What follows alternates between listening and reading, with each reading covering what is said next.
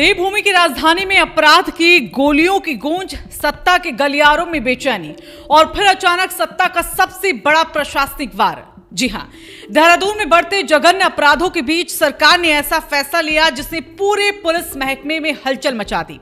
CM Pushkar Singh Dhami ने साफ संदेश दिया, राजधानी में ढिलाई नहीं चलेगी, कानून का राज चाहिए और इसके लिए चाहिए सख्त कमांडर। पूर्व एसएसपी अजय सिंह का ट्रांसफर और अब राजधानी की कमान उस अफसर के हाथों में जिसे सिस्टम में एक्शन मोड अधिकारी कहा जाता है, परमेंद्र सिंह डोभाल। सरकार ने सिर्फ एक एसएसपी नहीं बदला बल्कि पूरे पुलिस सिस्टम को संदेश दिया है कि अपराधियों के लिए अब कोई सेफ जोन नहीं रहेगा। 20 अधिकारियों के बड़े फेरबदल के बीच ये बदलाव सबसे ज्यादा चर्चा में है, क्योंकि राजधानी का एसएसपी पोस्ट सिर्फ एक पद नहीं बल्कि राज्य की कानून व्यवस्था का कंट्रोल टावर होता है। सूत्र बताते हैं, हालिया दिनों में लगातार बढ़ते आपराधिक घटनाओं ने शासन को सख्त कदम उठाने पर मजबूर कर दिया और तब फैसला हुआ, राजधानी में चाहिए ऐसा अफसर जो फाइल से नहीं बल्कि फील्ड से राज चलाए। चलिए अब आपको बताते हैं कौन है डोभाल, क्यों बने पहली पसंद। परमेंद्र सिंह डोभाल का प्रोफाइल किसी फिल्मी पुलिस अफसर जैसा लगता है। जी हां, पीपीएस से प्रमोट होकर आईपीएस बने, फिर भीड़ प्रबंधन से लेकर एनकाउंटर ऑपरेशन तक उनका अनुभव रहा है। इसके साथ ही जमीन से जुड़े और साथ ही एक्शन ओरिएंटेड अधिकारी उन्हें माना जाता है। बता दें कि परमेंद्र पहले हरिद्वार में एसएसपी थे और वहां उनका रिकॉर्ड ही उनकी पहचान बन गया। कांवड़ यात्रा जैसे विशाल आयोजन में 5500 से ज्यादा पुलिसकर्मियों की तैनाती, क्षेत्र को जोन और सुपर जोन में बांटकर सुरक्षा और बिना किसी बड़े हादसे के आयोजन खत्म।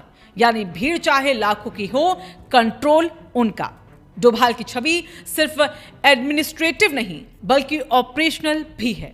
गैंगस्टर हमलों में एसआईटी बनाकर ताबड़तोड़ उन्होंने गिरफ्तारियां की है, फायरिंग मामलों में शूटर पकड़ने की तेज कार्रवाई को अंजाम दिया है और वायरल वीडियो पर पुलिसकर्मियों को सस्पेंड भी। यानी संदेश साफ, कानून तोड़ोगे तो बचोगे नहीं।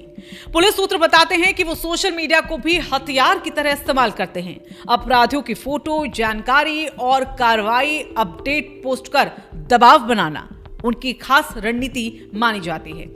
राजनीति और प्रशासन के समीकरण में सबसे अहम होता है भरोसा, और यही भरोसा डोभाल को यहां खास बना देता है। सूत्रों का कहना है कि उन्हें महत्वपूर्ण जिलों में पोस्टिंग मिली, बड़े आयोजनों की जिम्मेदारी सौंपी गई, कानून व्यवस्था वाले संवेदनशील जिलों में भेजा गया। जब सरकार को लगा कि राजधानी में अपराध बढ़ रहे हैं तो सीएम ने खुद हस्तक्षेप कर उन्हें राजधानी भेजा।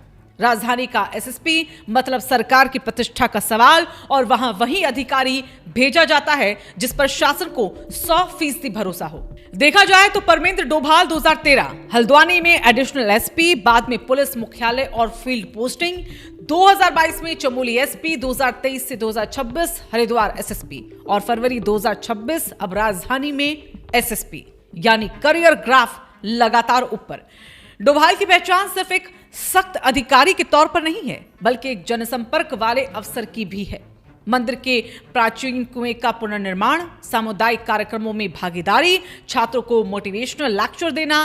दिलचस्प बात है कि वो खुद बताते हैं कि कभी पढ़ाई में फेल हुए थे लेकिन मेहनत से आईपीएस बने। यानी उनका मैसेज असफलता अंत नहीं, शुरुआत है। राजधानी में हालिया अपराधों ने पुलिस की कार्यशैली पर सवाल उठाए थे। 48 घंटे में कई गंभीर घटनाओं ने प्रशासन को झकझोर दिया। और अब सवाल सीधा है, क्या डोभाल राजधानी में अपराध के ग्राफ को नीचे ला पाएंगे? क्या उनकी सिंघम स्टाइल पुलिसिंग राजधानी को सुरक्षित बना पाएगी? अब सरकार ने तो अपना भरोसा दिखा दिया, अब नतीजों की बारी है। इस ट्रांसफर से पुलिस विभाग में 3 बड़े संकेत यहां पर गए हैं। पहला, प्रदर्शन ही पोस्टिंग तय करेगा।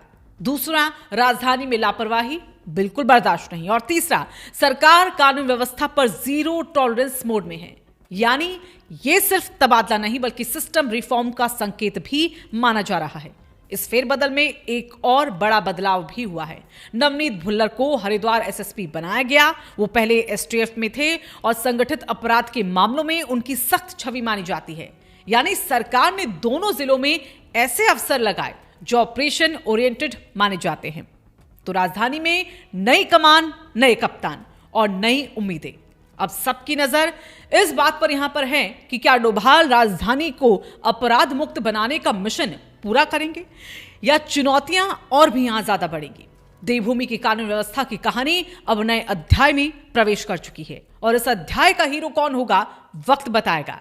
अगर आपको ये एक्सप्लेनर पसंद आया हो, वीडियो को लाइक कीजिएगा, अपनी राय कमेंट में जरूर शामिल कीजिएगा और ऐसे ही तेज धारदार विश्लेषण के लिए चैनल राय शुमारी को सब्सक्राइब करना ना भूलें।